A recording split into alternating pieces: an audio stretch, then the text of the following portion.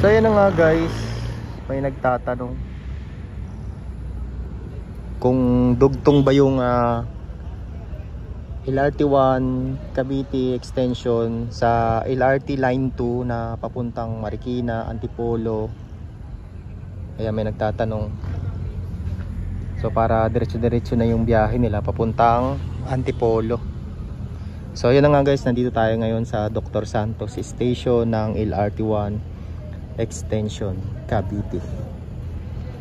Ayan. So likod lang ng ano to guys, likod ng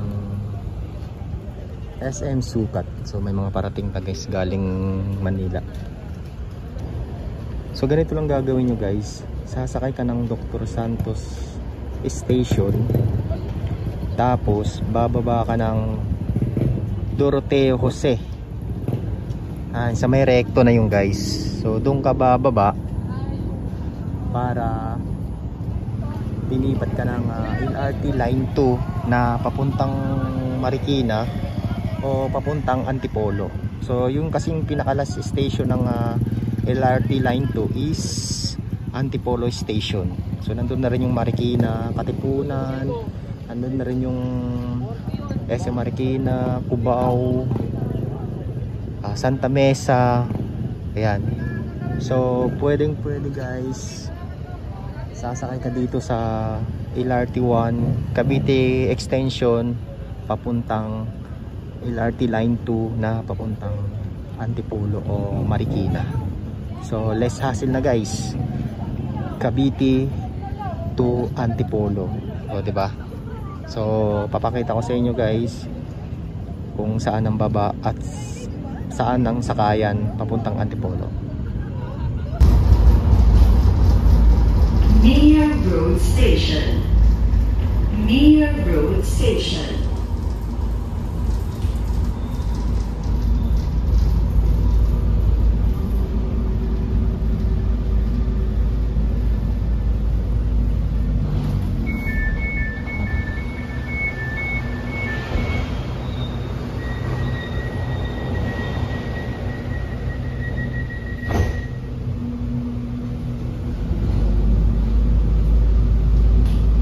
Ang susunod na istasyon ay Redemptorist Asiana Station.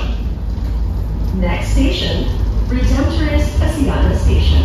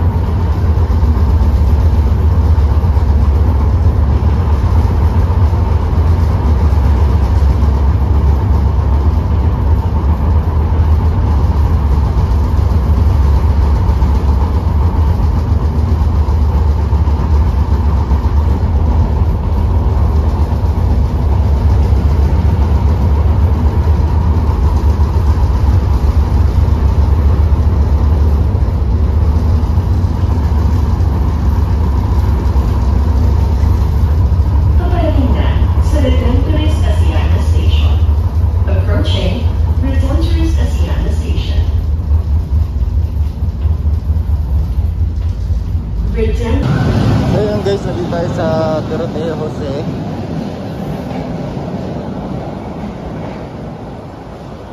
So meron kasi nagtanong kung dugtong nga ba daw LRT1 Cavite extension sa LRT Line 2 na papuntang Cubao or papuntang Antipolo.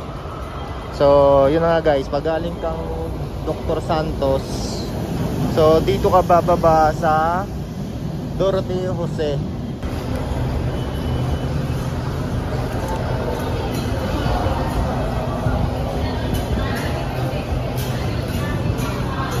So yun nga guys, pag galing ka ng Dr. Santos Station ng LRT1 Cavite extension, dito ka bababa sa Doroteo Jose Station.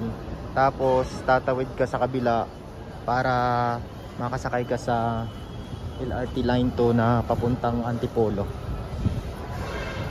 So dito yung daanan niya guys. So meron siya ditong tawiran. Ayan, nakaganda dito guys kasi dugtong-dugtong na siya. Pag tatawid ka na papuntang LRT Line 2 na papuntang Antipolo. So walang kahirap-hirap guys. Pag galing kang Cavite, Alabang, so dito ka lang tatawid guys pag pupunta ka ng Antipolo. Ayan.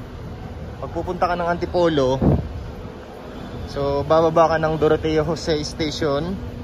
Tapos tatawid ka lang dito sa footbridge papuntang LRT Line 2 para sa Antipolo. So walang init, walang alikabok. So hindi mo na kailangan mag-bus, hindi mo na kailangan mag-jeep. So train lang sasakyan mo guys, makakarating ka na ng Antipolo.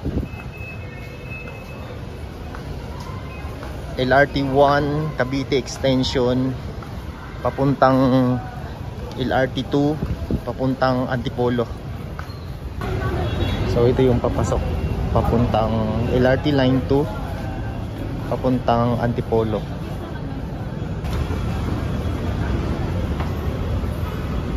Grabe guys, walang kahassle-hassle yung biyahe mo. Isipin mo galing kang Cavite, pupunta ka ng Antipolo. Sobrang bilis lang guys. Nasa 15 to 20 minutes lang. Ayan, so nandito na tayo sa LRT Line 2 na papuntang Antipolo.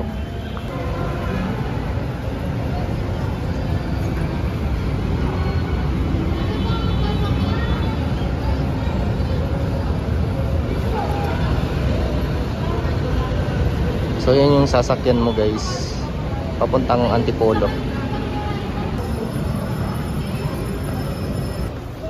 So dito naman yung ticket booth or ticket vending machine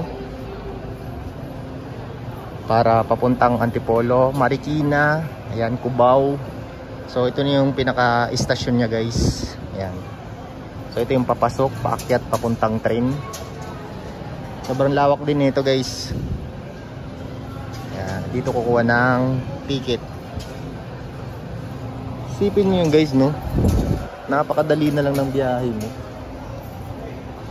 Pag galing ka Cavite, tapos pupunta ka ng Marikina, Cubao, or Antipolo. Kasi yung pinakadulo nito guys is Antipolo Station. So walang kahirap-hirap guys yung magiging biyahe mo.